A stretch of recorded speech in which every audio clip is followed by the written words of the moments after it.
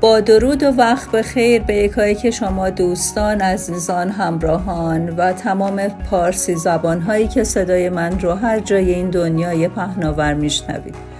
ارادت دارم اینجا بهتون خواستم هشدار جدی مجدد دوباره بهتون بدم، چون من حدود 4 سال پیش بیماری کرونا رو هشدار دادم و متاسفانه کسی جدی نگرفت تا زمانی که ایران کاملا اپیدمی شد و داستانها شروع شد. در حال حاضر هم هشدار میدم بیماری زامبی که محصولی از خود ویروس کرونا هست شروع به شیوع گرفته و اپیدمی داره میشه. من یه مطلب رو که تحقیقات جدید یکی از سازمان‌های ژنتیکی و ویروس شناسی و بیولوژیکی هست رو براتون ترجمه کردم از انگلیسی به فارسی و میخونم. ژنوم‌های ویروسی بیماری زامبی.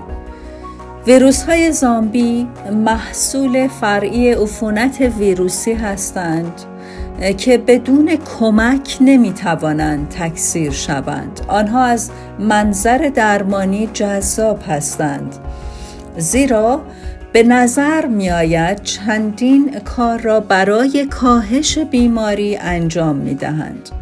آنها سیستم ایمنی را به عمل وادار می کنند و بدون اینکه خود به بیماری اضافه شوند. برخی از دستگاه‌هایی را که همتایان فعالشان برای کپی کردن خود استفاده می کنند می مکند.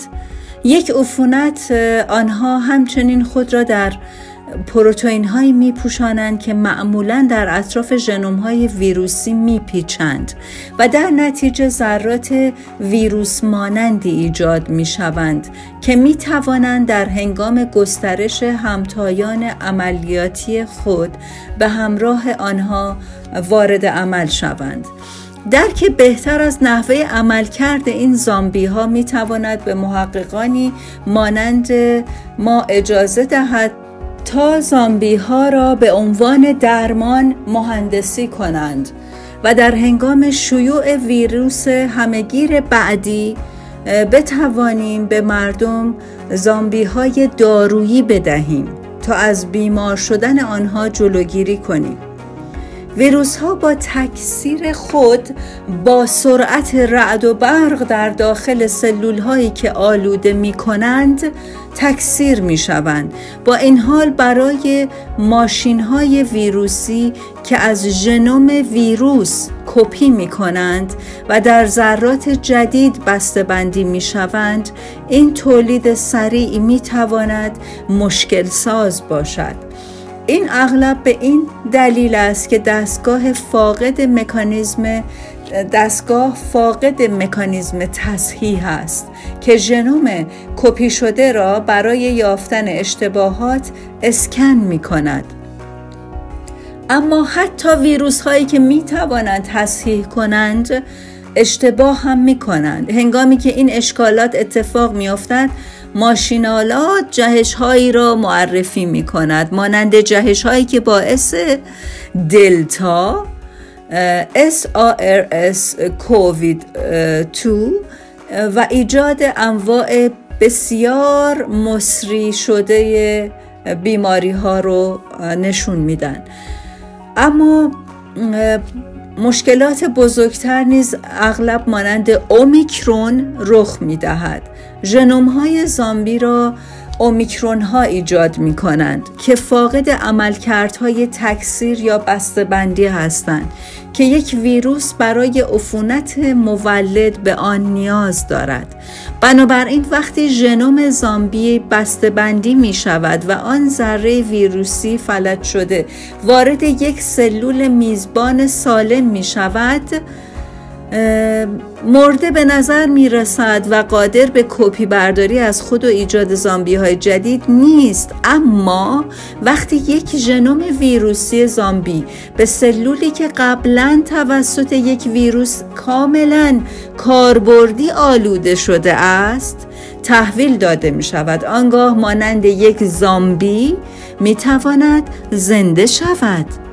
این کار را با منحرف کردن ماشین‌های ویروسی ویروس های کاربردی برای تکثیر خود انجام می دهند و زامبی های شبیه ویروس می سازند که می توانند رشد کرده و منتشر شوند.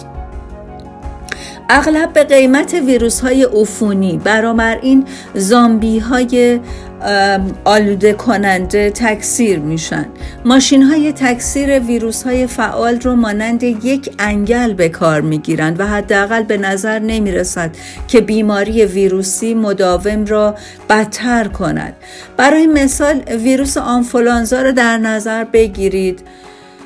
آنا فالکون، ویروس شناس مولکولی در مرکز ملی بیوتکنولوژی در اسپانیا، ارتباط بین ژنوم ویروسی زامبی ها و شدت بیماری را یافته است.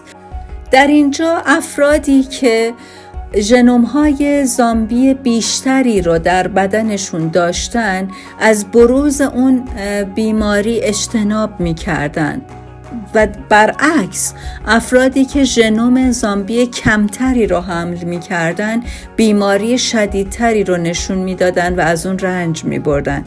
گاهی در بیمارستان این افراد با ویروس کمتری از زامبی‌ها دچار مرگ می‌شدند و از دست می‌رفتند. داشتن ژنوم‌های زامبی بیشتر می‌تواند پاسخ‌های ایمنی محافظتی را تحریک کند و منجر به بیماری کمتری شود.